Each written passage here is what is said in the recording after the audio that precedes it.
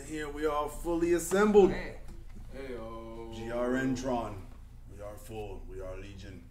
What's going on? Saturday Night Podcast. We in here. Back again. It's Adam with you. Yeah. You know what I'm saying? This is Kevin. This is Zach. You know what I'm saying? Zach. Game-related network, baby. Yeah, so we're here doing our thing. Still kind of testing things out. We're using a different camera tonight, and we're having some lighting issues, so things look a little grainy and, not quite right. Apologies, but, just getting things sorted out. Yeah, Having some fun testing things. Here for the vibe if you're here anyway, right? Not for the resolution, Yeah, you know? yeah. But yeah, we've had a busy week, Yeah. in the gaming world in general. I know obviously E3's here and that's the big hullabaloo, but this whole week leading up to it's had announcements. We've been doing our video game lives, Mm-hmm. Lots of stuff been going on, man. Yeah, it's like, where do we start? That's where I'm over here like, I was gonna be like, what's been up with you? Yeah. Well, let's quickly go over today's activities because today was day one of E3. Mm-hmm. So we got some announcements. I think EA was the big show. I personally didn't watch a lot of it live, but I've been hearing some of the announcements. What are you guys hearing so far that you're excited about? Anthem. Yeah. Anthem? Yeah. Yeah. Surprisingly so. Yeah, I'll say that much, man. Yeah. I went in like last year. I saw the trailer for Anthem. I was like, "This looks fucking awesome." Yeah. But then you start once that initial like impact wears off. You start to look like, "Oh, is this like a pre-canned demo? Is this what the gameplay is actually going to represent?" You start flashing back to all the dupes from E3 in the past. Yeah, been bamboozled before. Yeah. And then you start at Wayne's, and No Man's Sky made it to where you're like, I'm actually afraid of anything. I'm excited. Yeah. I'm not anymore. I'm not going to say it's going to reach the heights I thought it would. I'm not going to say it's not. But I don't think it's going to be a failure by any stretch. Yeah. Still more excited than I was last year also. Still a little cautious, but you know what? I'm more excited about it this year, and it's coming out soon, February 22nd. That's pretty close in gaming terms. Mm-hmm. That's Exactly. just enough time to build up. I don't know, maybe the right amount of hype. Yeah. We'll see. I feel like there was not a lot said after that first gameplay demo. There were some mixed opinions. I personally was still reserving judgment, but I liked what I saw, but I wasn't sure what to expect, knowing who it's coming from. Because EA and BioWare has fallen pretty far from where they used to be, in my opinion. But I think they've got something cool from what I can see. Yeah. It looks really entertaining, and it looks like it's got the potential. But I gotta watch the trailer. Was it the trailer? Well, it was gameplay demo. Yeah, so remember we nice. talked about before, like certain games need a healthy chunk of gameplay. They gave me what I'm hoping to see from like Cyberpunk. You know what I'm saying? Yes, Stuff like I see what the game is now. I saw like before, it seemed like what an ambition for a game could be potentially with that trailer they had last year, right? Yeah. I told Zach this earlier on the phone. Like the gameplay was so intriguing to me. Like it made me think right away or envision the GRN crew mobbing through Anthem. You know what I'm saying? Doing playthroughs. The multiplayer looks really good. I don't want to say too many excited. Like I'm excited, but I want to play it. Well, that's a good thing. I think if you're excited about it, it's you just gotta wait and see how it is, and it's something to look forward to. I don't know. Yeah, that's what's fun about this time of year. You get a lot of announcements. You start planning out like what you're gonna attack first. So that was exciting. I know that's probably been one of the biggest ones that I've heard about today. Is all the Anthem stuff. Battlefield 5 also had some announcements. They're gonna have like a battle royale mode. Of course. Which, Pretty sure Madden's gonna have battle royale in the next one. Super Smash Bros. Battle Royale. 100-man free for all. Is that gonna be the name of the Switch title? Man, I'm so pissed. I'm going Villager for those. My Mario wouldn't be able to hang at all. Battle Royale from Nintendo. Yeah. Oh, we're getting off on the Battle Royale, but Battlefield 5 is doing it. Yeah. So I remember seeing the first trailer. It looked pretty cool, I guess. I don't know. It was definitely kind of a departure from Battlefield's tone, in my opinion. It was a lot more the charactery and I don't want to say cartoony, but not as like down to earth and realistic as the Battlefield games tend to be. Like all gritty and I got you. This was more had like colorful characters doing stuff on the battlefield. But I don't know. It's interesting. I figured battle royale is going to start permeating into like a whole bunch of other games. Everything. Everything's doing it. But it is what it is. It's a fun mode when it's done right, and I think if a good studio like DICE does it, they can do it right. Yeah, I mean, definitely they have the pedigree, if anyone, to make it, improve upon it. I hope with all of these battle royale additions to these games, though, I just hope people put their own twist on it. Make it your version of battle royale. I don't want you just to see Fortnite doing its thing. Like, let's do that and get a piece of that pie. Like, make it expand on the genre and that whole thing. Exactly. Like, Exactly. I mean, like, I did did PUBG have the whole building aspect that Fortnite does? No. See, I mean, Fortnite kind of did their own thing in that aspect then. And I think that's one of the things that makes the game interesting in its own right. That's we were talking about a little bit about it earlier. Like, it's not my kind of game, but I think that's what makes it interesting and gives it more engaging gameplay than just just shooting stuff. You've got your building, the whole building element to it. That's pretty cool. They got the ever-changing stages like storms and all that meteor strikes that come that like build up for like there's some cool stuff that they're definitely doing, Yeah.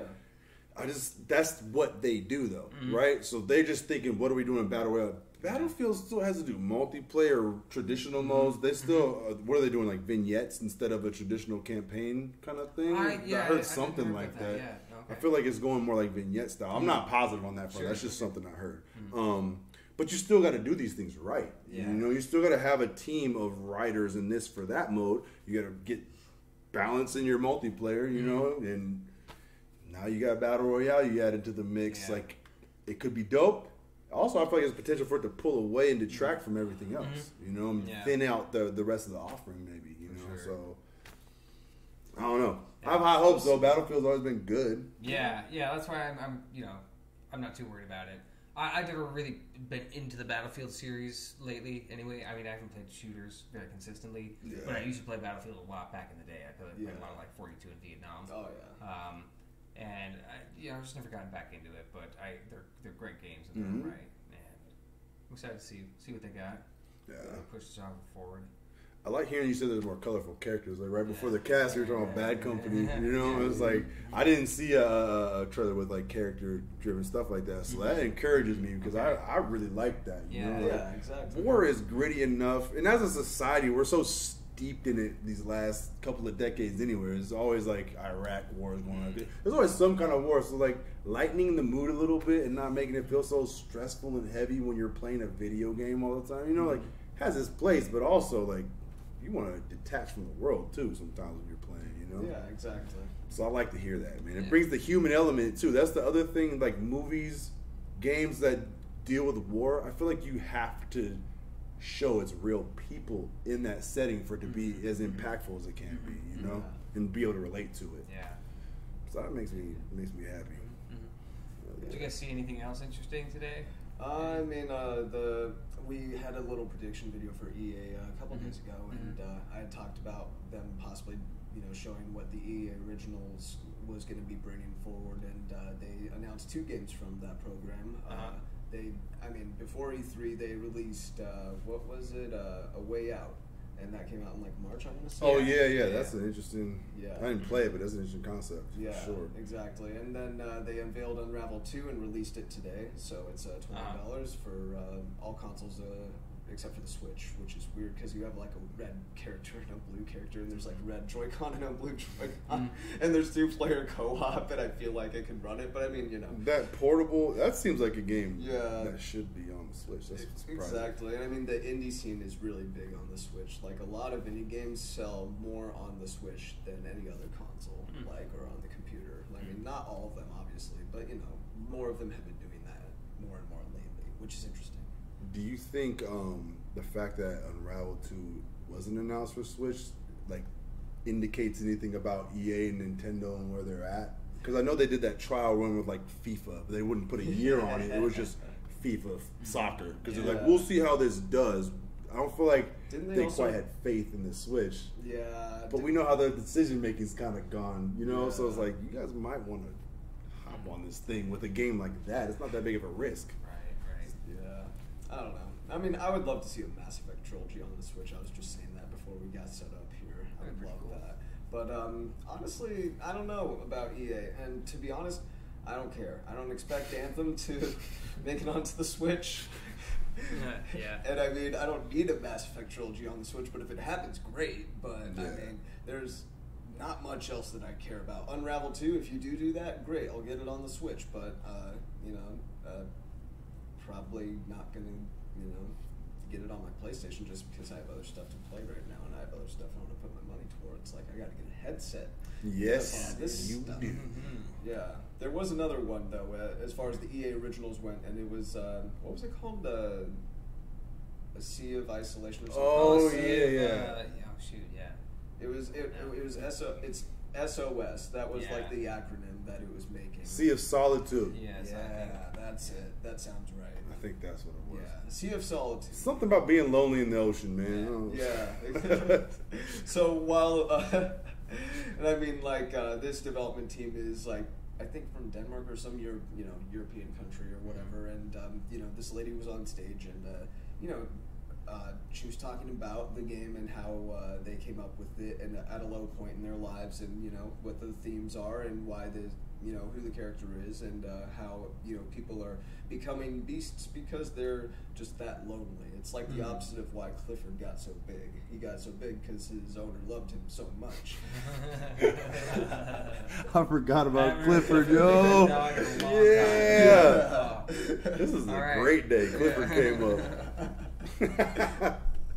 Oh man! And apparently the opposite is happening to the people in this like setting, this town or sea or whatever, and they're becoming beasts when they feel isolated enough or enough in solitude. That is interesting as hell, man. Sounds cool. I like that on the sense, almost like Senua's Sacrifice or Hellblade or whatever. Developers dealing with mental health, right? Yeah. And to me, this is what I hear from that description. Yeah. Because if you look at and I'm not getting all serious, it's a video game podcast, so I'm going to talk about like kind of a serious topic, but like if you look at like what happens to people in like solitary confinement in prison, or like how much is necessary to connect to people and interact and socialize, it's sustenance. It's not food, it's not water. It's just a different form of sustenance. And if you don't have it, you do go crazy. Like in a clinical, literal, chemical sense, you lose your mind. So the fact that they're pointing that out and like people becoming monster versions, deformed versions of who they truly are because of isolation, there's a message in there. Like the developers are saying, it makes me way more interested in the game. Yeah, knowing that there's like a meta idea behind it like that. That maybe not necessarily might be apparent as what they're trying to tell you, but I feel like that's what they're trying to say. Yeah. Honestly, I almost feel like I should get a way out just because as far as EA goes, I mean, like with everything that's been happening with Star Wars and BioWare and Mass Effect and, who knows with Anthem, I guess we'll just wait and see for sure. But, I mean, apart from Anthem, the EA originals are what really kind of are the thing that I like most about the company right now. Yeah. They are making some pretty good games. It's just they got, I think they're starting to try and regain trust. I mean, they were voted worst company for a few years in a row. So I think they're maybe getting the message and trying to maybe just make some good products, and that's all you can ask for. That's all right? you can ask. It's like, all right, just try and make good products and make money off them. Yeah. Mm-hmm. Yeah. But I mean, I guess honestly, other than that, I mean, I know you're big on Madden, but I mean, it wasn't like you weren't expecting Madden 19 or like it's not 19 or anything. It's like if they're in the show, great, but this show's more about surprises and announcements. I feel like, and the EA play did not really have much of that. I felt it was really predictable. The one thing that I felt like, maybe they'll do some EA originals, and they did, and I was happy about that. But that's it. Of course, there was Anthem. Of course, Star Wars Battlefront 2. I said that Star Wars Battlefront 2 they would announce some DLC or add-ons or whatever, and sure enough, they did. They talked about the Clone Wars editions. You can be like the Geonosis is a new map, and you can be Grievous, Count Dooku, Anakin, and Obi-Wan in this one. So cool. There's that. But they didn't really hit us with anything big that we didn't already know about. Right. Well, there's that Star Wars announcement game from Respawn. Yeah. They just gave us a title.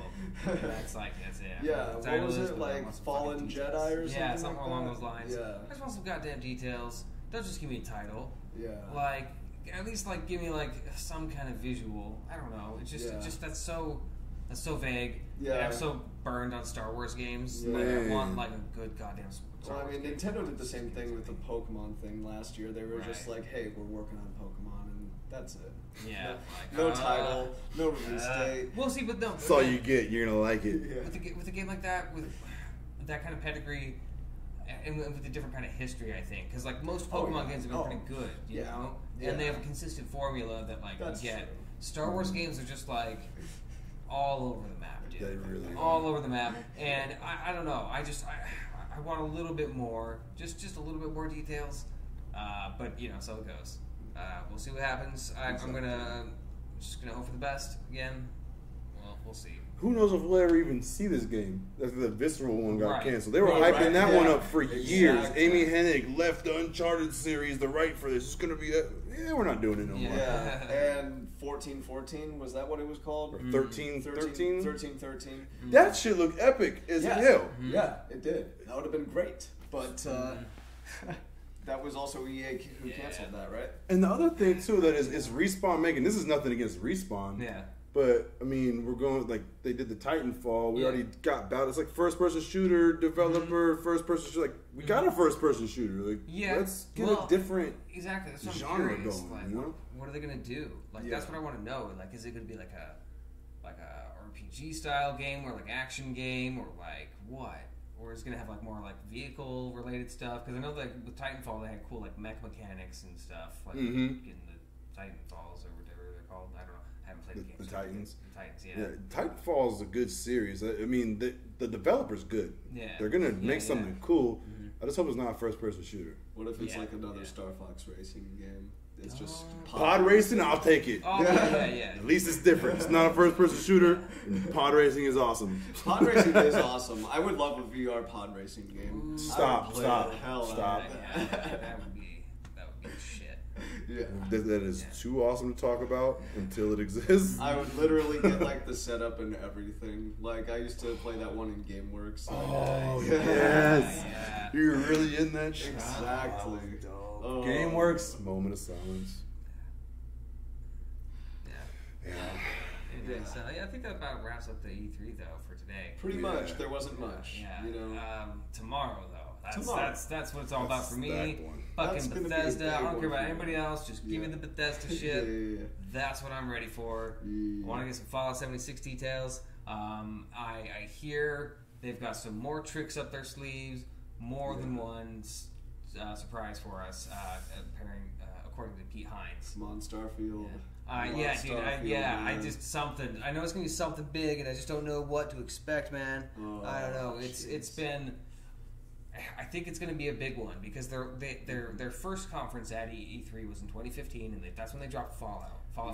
Fallout 4. And that was a big one. People weren't expecting it. They had denied the rumors of it, and it turned out to all be true.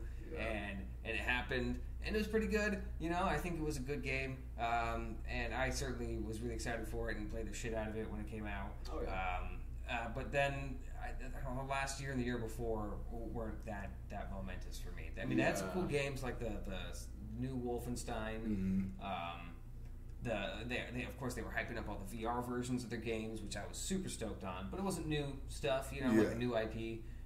Or a new iteration on their big IPs. Yeah. So this one, I'm really excited to see what Fallout 76 is all about. I just really want to get a good picture of what the game's going to be like. Yeah, I agree. There's been so much fucking speculation over the last week. It's just been driving me nuts. I just want to get to it and just have fun because I know. I guess what I think I know is it's going to be multiplayer and it's going to be building focused and it's going to be a Fallout game. And it's going to be relatively in the near future based off of their patterns. It's not going to be that far out. So I agree. And I think, too, another reason I think Bethesda is going to have some stuff to pull out, some surprises, is they already announced Fallout. Yes. Ahead of the conference. Right. So, if you're like, you can just have this. We got this. What do you have, man? Yeah. I'm excited to see that. That's some confidence, some moxie. Totally, dude. And that's I think they know how to play their cards like that. And they've grown a lot over the last few years. They used to be like only 100 people in the office, and now they're like around 300 in their total staff. Triple? Wow. Yeah, they acquired a company out in Austin. I forget the name of the studio, but they were working on a game that got canceled, and then like Bethesda acquired them. And they've also got some people out in Vancouver, I guess. But they've grown significantly, so I think they've got a lot more power to like get things done and like make games. Yeah. So who knows what they've got, man. Oh, that's exciting. Yeah, that's I'm just so ready for tomorrow. It's like let's end the podcast. I'm just gonna go to bed. Just sleep until tomorrow. Hey, we're done. See you guys tomorrow. Your big day's up first, then yours, then mine. Oh yeah. Bethesda, then Sony, then Nintendo. Oh yeah. This is the most excited I've been for a Sunday since football season. So, what was it? A couple days ago, I think it was the day that we did our pre-EA prediction. So I guess 2 days ago. Was it last night? It might have been yesterday, like before you went into work. It was. Yeah. So anyway, that morning I had seen a post where you were like, "Hey, anyone want Monday off so I can pick up your shift?" And I commented, I was like, "Man, you're about to pass up that Sony conference for a Monday shift." You did call me out, bro. I did, and I was really happy to hear your response, which was just like a complete nope, delete this post, forget I said anything. I'm taking Monday off. I was giving it off. I'm taking it as a sign. Yeah, the video game gods granted me E3 coverage in free, space. Like, I'll take that. My fault. Thank you for checking me when I needed to be checked, because I was on some bullshit. Man, gotta look out for the homeboys. Appreciate you, bro. Oh yeah. That Sony conference is gonna be a beast too. Yeah. The Bethesda and Sony are the ones I'm looking forward to the most. Sony the most important one to me, though, of the day for the company itself is Microsoft. Yes, absolutely. So that's the one with the most weight to it, I think. Mm-hmm. So it'll be an interesting day, man. Yeah. Cool. So, aside from the Electronic Entertainment Expo, Oh what yeah. y'all been doing this week in your own personal gaming lives, man? You go ahead. Oh, okay. Yeah. Let's see. Been playing some Skyrim, of course. I mean, Skyrim VR. Yeah, I mean, that never Skyrim ends. It's just VR. always happening. Welcome back to the Skyrim VR VR cast, back, everybody. Yeah. Everything's looking good. There's been a recent patch. So they fixed some bugs that were bugging people. And Skyrim script extender has been updated to the newest version as well. So everything's good on that front. Good mods, good times. Do you have the one where you can speak your lines? Yeah, it's amazing. Yeah, you just speak your lines and like that selects the dialogue. It's so immersive. It's just beautiful. What does the world would feel like after you go talk to people in Skyrim and literally live that? So I've done VR plenty, but I have not conversed and interacted with entities in there. Weird. It's kind of weird. I mean, like it really like sells the interaction so much more, like in making it. Like I actually like talk to NPCs more and like interact with the dialogue and like pay attention because I'm speaking with them. So it's like it's way more immersive in just aside from just being VR. That's interesting. That's so crazy, dude. Yeah. Just remember in all the RPGs when we were kids, you had to read all the dialogue as it scrolled on the screen. Now you're fucking conversing with NPCs. Right.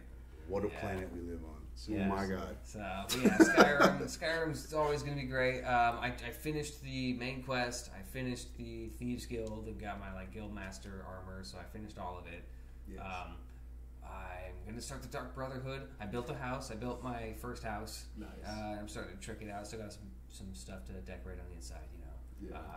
The Hearthfire's expansion was kind of fun. You get to like build your house on like the lakeside and stuff. Yeah, I it's a few different properties, but it's the best one. You know, virtual realty. That's what VR stands for. Yeah. But yeah, that's been fun. What else have I been playing? Picked up Mountain Blade again. I was showing my roommate the game. He was trying to find something to get into, and I suggested it, and he played it for a little bit. And he wasn't really feeling it, but I was like, I'm feeling it now. so I've been playing some Mountain Blade. Yeah. And that's cool, just running through that. That's always fun. Have you guys ever played Mountain Blade? No, I think my boy, because he does the Steam library stuff. My boy has it in his library. And I got curious about it, but I watched the trailer and it felt like It's got I don't know if this is it's got my a kind of learning game. curve. It's definitely it's odd. It's kind of janky. There's not a lot of other games like it, and it's not easy to pick up if you don't like really read everything, and like you have to kind of get fucked up and like figure out by trial and error. I got you. My friend showed me the game and like helped me through and like figuring it out. So, but it's so fun when you get it rolling. Just building up an army and like you go into like battles on the field and you can like attack but you also like have like RPG elements where you like manage your inventory and your character skills level up, and there's I didn't know they had all that. campaign view. Like you're looking at like basically a world map with like different cities and towns and stuff, and you click to have your character walk between it, and you see like other groups of people, and you can like talk to them or attack them, and it have very in-depth mechanics, and it's really cool, but it's kind of at the same time it's kind of janky. Word. But it's a very fun game. So it's been fun playing that. It's got a great descriptive name. Yeah. Mount and Blade. Yeah. The sequel or Bannerlord is going to be the next iteration. It has been in development for a long time, and people are just endlessly waiting for it. The game originally, Mount and Blade Warband came out in like 2008 or 2010, I think. Dang, it's that old? Yeah, it's pretty old. But Bannerlord's been in development for years, and people are just like, I don't know. I'm patiently waiting. I'm not in any rush. You got it's a small Skyrim, team. baby. Yeah, exactly. I'm ready to go. So that'll come eventually. But I've also been getting really into Pavlov. Yeah, we played a little bit last night. Shit was so much fun. Oh my god. Yeah. Here, you take over from here. Okay. Yeah. So yesterday, I just got my headset back. Yep. So he sees me. He's like, "You want to Google Maps with your headset back?" Because I was just fucking around, just getting back in, soaking it up, right? And I was like, "Yeah." So he's like, "You want to get down?" And so I had to go. I just got done boxing. I needed to clean myself up, so I did. And I come back. He's like, "You got a gift in Pavlov." So he hooked it up with a gift copy of Pavlov. So obviously that's what we're playing. We hop in, dude. Okay, I'm just gonna put it like this. What's that map called? I can't think of the Hang 'em High. No, not Hang 'em High. The map we went to that was Halo. That was Hang 'em High. Oh yeah, okay. Hang 'em High from like. I was in Hang 'em High. Yeah. Shooting first-person battles in VR. I've been there, bro. I've seen some things now. I've seen some things, but the fact that we were doing like Call of Duty style deathmatch in VR, full locomotion. Team versus team with even Call of Duty maps. Yeah. We were in Rust. Bro. Rust is so good. It's like perfect. Yeah, it's such a... I could not believe... So was Hang 'em High, man. Yeah, it's pretty good. Even the sound effects when you're walking on the platform was ding, ding, ding. I was like, oh my God. Wow. But hugging walls, shooting around corners, seeing your homie about to get picked off. Yeah. And the scopes. Yeah, bro. the scopes are good. The scope. The first time I hit somebody from a distance through the crosshairs, I was like, oh my God. Yeah. Because we've talked about Fallout before, where there's no fucking scope. Even when they put it in, it's just your whole screen becomes the crosshairs. Yeah. This is like you got to line up the scope, get your eyesight right. Actually see. What's happening. Even iron sights are super effective on that game. Oh, man. for sure. That was so fun, and the weapons have pretty good reloading mechanics. It's kind of a little bit more simplified than Onward. It's got very similar mechanics though in a lot of ways. You can like grab the grenade from your chest. You've got a knife, but things are placed a little different, and I think a little more ergonomic or natural to interact with. Like there's like reloading and stuff, and like you can like stash your weapon behind your head, and then like your pistol is at your hip as well, which is like an Onward, but. It plays very well. It's super smooth, and like the custom maps are amazing, man. I mean, people just bring in like anything. There's GoldenEye maps, Halo maps, Call of Duty maps. What else? Some Counter-Strike maps as well, like Dust. Dude, it's great. It's just fun. You can play against bots, and then you can play online. It's got team deathmatch and search and destroy modes, and there's just a great range of weapons that are all fun to play with. And it's just easy to just pick up and play and just like fuck around. And what's it called again? Pavlov? Pavlov. Pavlov. So what, like Pavlov? Wow. Yeah, I like to like you said, the control scheme is similar to Onward, but there were certain things like I noticed, like if you hit the middle finger trigger, you'll grab your knife. Yes. But if you hit the finger trigger, you'll grab the clip. Yes. So you're not gonna make that mistake with like that inch of leeway you might need. You're like, fuck, now I'm dead. Yeah. Yeah, I like that. It's a little more intuitive. It's cleverly done, you know, and very intuitive. Like a lot of thought went into that. Yeah. I like, except for that damn machine gun with the drum. That one I could not load that shit. Yeah, That it took a little bit of time. Trying to put the chain into the thing. Right. Like, in literally for like 5 minutes, I would have died 98 times if that was in the game, dude. But that's whatever. It's still, is it early access or is it full on done? I don't know if it's early access or what, but it's a cheap game. It's only $10. Word. It's like, it's a small game, but it's a good one. It's definitely some of the most fun I've had for the money. Dude, I had a blast playing that. I can't wait to get back in that again, man. Yo, the headshots. When you're close to them shits, you see like them shits pop.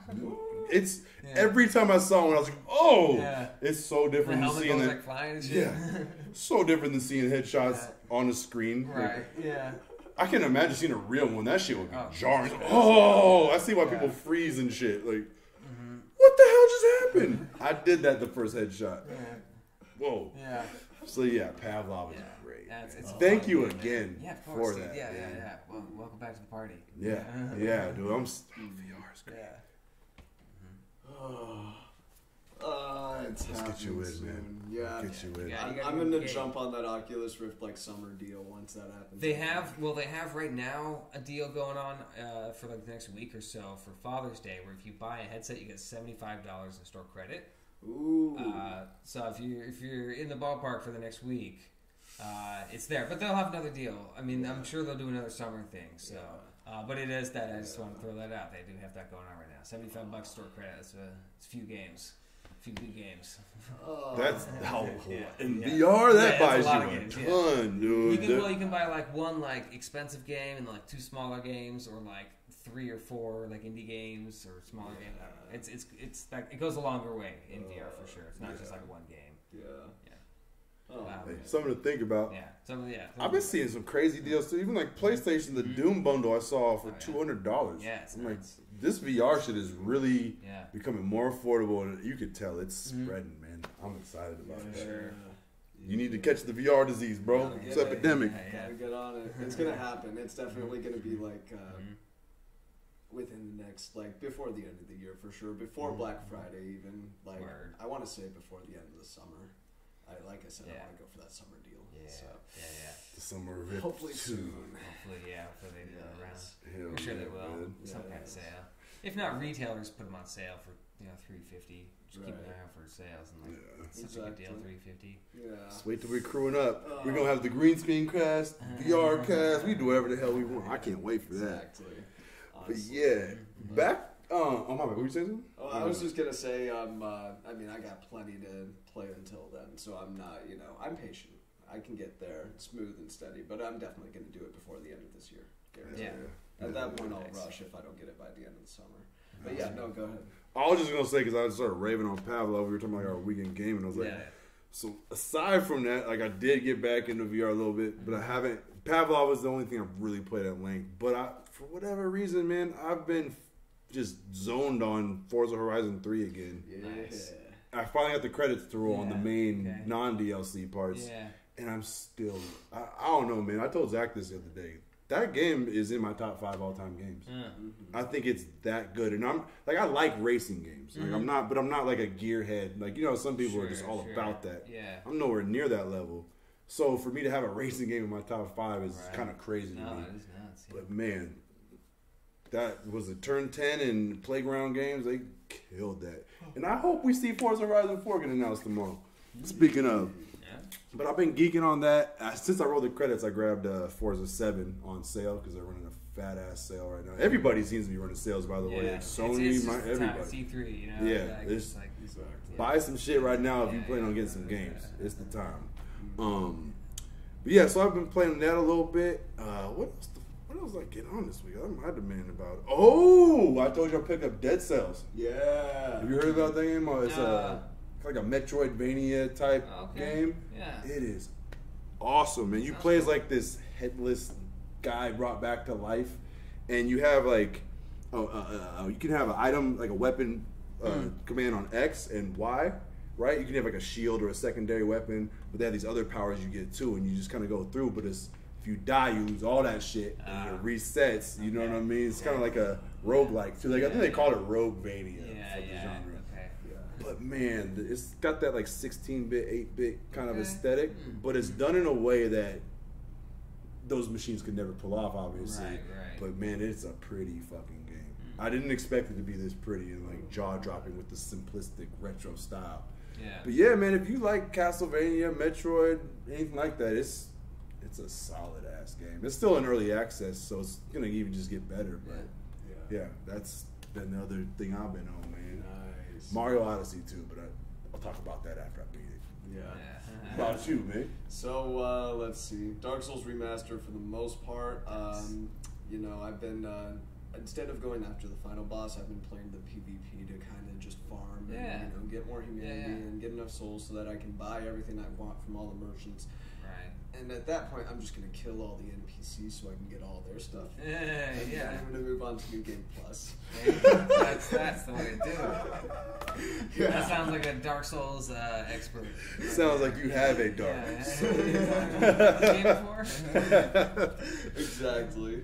Oh man. Or Grand Theft Auto. I'm gonna kill everybody. Right, exactly. Just kill them all. Well, I mean, you know what, man? I'd rather live in Grand Theft Auto than in Dark Souls, man. Any day. Dark Souls is some cold-blooded shit. Like, fucked up, dude. I don't hard want that ass. shit, man. Grand Theft Auto is just pretty much the real world. Right. We already live here. Yeah, exactly. Yeah, easy. Oh man, so honestly I've just been doing that, and you know, I've been getting the weapons I want and trying to scour the world for the stuff that I missed, and apart from that I've been playing Overwatch. It's back on the anniversary event, so Nice. They did things a little differently this year with it. Instead of it being like, you know, just new skins and everything, it was like, you know, in the arcade mode, which is like not quick player competitive, it's like all the extra fun modes. They changed one of the types of games you can play every day. So every day it's like, you know, this game event from the summer games like Lucio Ball, or it's like this Halloween event or this holiday event, and you know, every day it changes up. So it just, you know, there's a little more variety there, and I can play stuff that was originally only available in like October or December or like, you know, July. And I love Lucio Ball.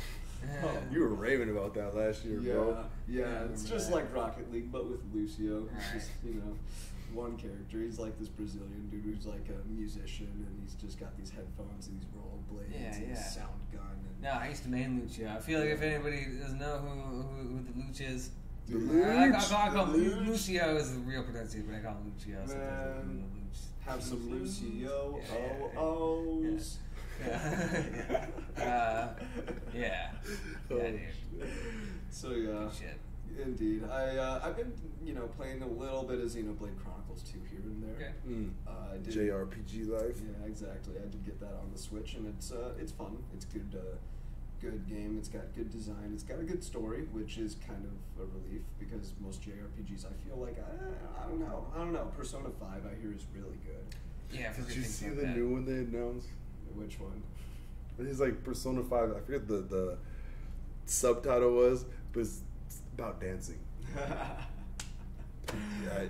can't. Dude, Japan, man. It's you know? so weird. Yeah. It's funny, but no, I can't say I heard about it. That doesn't surprise me like at all, though.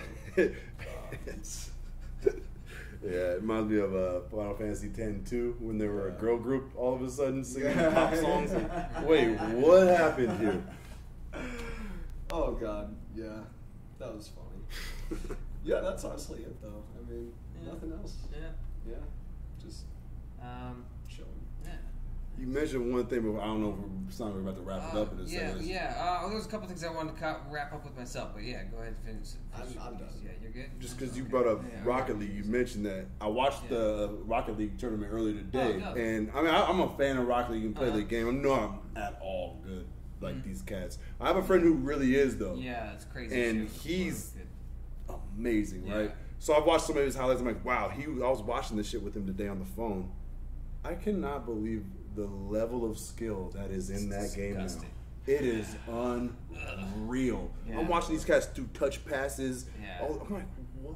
Yeah. It's a full-on professional sport now. Yeah. Straight up, man. Yeah. And I'm wondering, like, where's it go? Because, like, basketball's been around for 100-some years, or baseball, right? Yeah. But players are the ones that change the game. The rules of the construct are fundamentally the same. They adjust here and there. But I feel like Rocket League is the first video game that is like that, where you have the construct there, and it's solid. You could do this forever. Yeah. And the people are going to keep evolving it, and the game's going to keep naturally changing and growing. And it's phenomenal, That's a good man. point. That is, I think it is a very timeless game, and I think it's it's got a lot of staying power. And like you said, the meta of the game changes just by how the players interact and like develop new techniques. And I've played against high level players before. I used to be really into Rocket League, but then I just started playing against really good people, and I was like, fuck, like that's like a whole nother level, man. And it's nuts, man. I love it, and I was okay, but never on like that crazy level where you're like flipping around and like diving, like, dude, I don't know. It's a whole there's very high skill ceiling for that game. There is no skill ceiling. There's not. I can't believe what I'm seeing now. My boy was telling me, he's like, some of the guys who were on like championship teams the first year around, they're like washed up now. They're not even close to where the cats are now because they had their own techniques they refined, but then this game changed and they couldn't keep up with the changes. It's like, that's awesome to hear. You know that? I don't know. Props to that team, dude. You might have made the most perfect video game ever made, in my opinion. Psionics. Yeah. Did good. Yeah, you done well. Yeah. That's all I wanted to say. I wanted to give props to the Rocket League community for being fucking awesome and amazingly skilled. Yeah, right on. Yeah. All I wanted to say, I wanted to talk about Computex a little bit, just real quickly. Computex was a big computer trade show this week. Yeah. Lots of cool products shown there.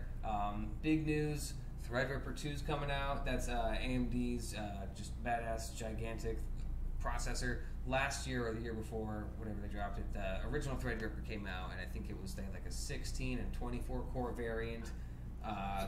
They're just like disgusting, but they're not amazing for gaming. They don't have huge single core scores, but they're incredible for production and stuff. But now they dropped the Threadripper 2, which is 32 cores. And it's pretty impressive. If you look at like the cost per performance ratios compared to some of the Intel chips with that core count, very good, looking very good. So that's gonna be really exciting. But Intel also debuted like a 28 core CPU. But this is the funny thing. So Daddy's home. They had it like overclocked to like 5 gigs, and they were trying to like show this whole thing like, oh, look at how badass this chip is. But they kind of bamboozling everybody because they had it on like a chiller. Like a something you couldn't have. Not something you're gonna have on your computer or like your server generally. Like a sub-ambient, that's like negative 10 degrees Celsius, like thing. It's not your average, thing. So they had that clock. It was basically like an extreme overclocking scenario, and like they were showing a demonstration. It was cool, but they were kind of advertising as if it was just like a regular thing. Man. So a bunch of people were calling them out like that. Steve from Gamers Nexus made a video about it, and some people talking about Paul's hardware thing. But after dude, that it's just shit they did with the fucking, or that was discovered, the leak from all their processors. That was. Oh yeah, that wasn't. that's a whole other thing now. But I'm gonna say, like, why would you try to pull a PR move like that when you're already kind of in hot water? Well, honestly, it just makes that it stuff, worse. That stuff, they're not at this point. They're not really in a lot of shit for the Spectre meltdown situation. That's just kind of been. It's being patched up. There are new variants of it, but it's not like Intel's getting necessarily really a bunch of shit from the industry for it. It's just a security flaw inherent in the architecture. It's not like something they like misled the public on, really. Got you. They didn't necessarily lose a lot of trust in the scene in general from it, from what I understand. From what I've seen. But this is mostly a response to AMD's shit because they've been coming out with good processors and competing in the marketplace. That sounds like they scared them. Oh yeah, for sure. And they've been kind of slacking. And it's just good to see Intel, trying to like bust their ass to like try and do cool stuff or at least look cool. But I'm I don't like it when they're kind of like smoke and mirrors kind of shit with that. Like, just show me the product. And like, if it is cool or if it is what it is, it's just make it show do what it does in normal circumstances. Yeah, makes me envision Thomas Edison shocking the elephant. don't know if that reference makes sense or whatever. Just to kind of like prove his technology, but you're actually using your own technology to do it and saying it's Tesla's technology.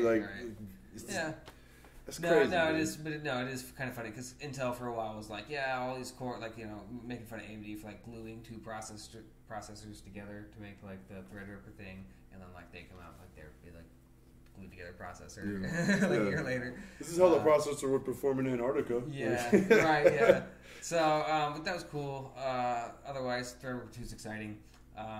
No news from NVIDIA on graphics cards, or I guess the news is that there isn't anything coming for a while, so no new graphics cards this year, basically, or at least as far as we can see for consumers. So that's pretty shitty. But AMD unveiled the Vega architecture on the new 7 nanometer die node. So that's supposed to have some pretty good efficiency gains and like power improvements, and supposed to clock better, I guess. So we'll see how it goes. I'm excited to see how that chip performs, because the original Vega from when it dropped, I think late last year or early last year or the year before, whatever. It was just a big disappointment. I was really, really disappointed, just in the pricing and availability and just the performance. I mean, it was pretty good for what it is, but compared to what's already out with NVIDIA, did not make a good offering. So I have an NVIDIA card now. But I'm excited to see what they do for their next gen. So good stuff on the horizon, cool tech. I saw some cool cases and cool things, cool new fans and things like that. I do have a question on your thoughts on that whole the NVIDIA not putting out a card or a series, this within the foreseeable future or whatever. Do you think that's a multifaceted question, I guess. Do you think that's kind of just because like they're so confident where the TI sits right now, like this thing's just a monster and we don't really need to go further than this right now? Or do you? So that'd be the first part. The second part to me is like, are they leaving room for the competition to close the gap? Well, I guess those kind of go hand in hand, but I think in general, my understanding is that I think they are just kind of like biding their time. Like they don't have a lot of pressure, like you said, to release anything, because the competition has nothing in the performance range that really challenges their products right now. Like the 1080 Ti smokes the best Vega, by like a country mile. Like it's crazy. But the Vega 64 and 56 are pretty good. They do compete with the 1080 and 1070 respectively. They trade blows in a lot of ways, but the pricing for Vega and availability has just been shit. Things are kind of balancing out now since mining is dying down, but for like the price you're paying and stuff, it's still not there. So I guess it's just. What's the Vega cards run for, like in comparison to the NVIDIA like equivalents? Oh sure, well Vega 56 was supposed to release at $399, I think, and then Vega 64 was supposed to release at $499, but you can't really find them for less than like $100 more than that. So what would be like the NVIDIA equivalent of the 64? The 1080. 1080, okay. Yeah. Okay, just want to kind of see how they're pricing it. So they're a little cheap. I saw a TI on sale for like $497 the other day. Oh, really? Yeah, so it's interesting that you say the mining dying down, because I was wondering if that was happening. Like, how is this? What? I know it's a sale, but the cards are kind of balancing out now. Yeah, the disparity is pretty much back down to MSRP levels. I mean, still more expensive than they should be because they're like 2-year-old products now. These graphics cards, but it's just the way the market is. But yeah. I'm hoping they're coming out with something soon, or they do have something up their sleeves. But yeah, I think they don't have to push anything out right now, and they're kind of focusing on, I think, more enterprise level solutions, like with the Tesla V card or Tesla 5, whatever. That one is really good for machine learning and AI. And that is on the Volta architecture, whereas like the 10 series are on the Pascal. They never turned Volta into a gaming architecture. And then there's all the rumors about like Turing or Ampere as the name for the architecture that would be the gaming SKU. But Turing, that never turned out to be anything at this point. So, and they've pretty much said, there's nothing that we're announcing anytime soon. So people are interpreting that right now as no new NVIDIA cards. AMD, I think, may have something early next year. We'll have to see. Maybe more news on that soon. They just unveiled like the die, so like they have the chips, but now they're gonna be, I think, building the different models and scaling things up. But yeah, it's exciting stuff at Computex.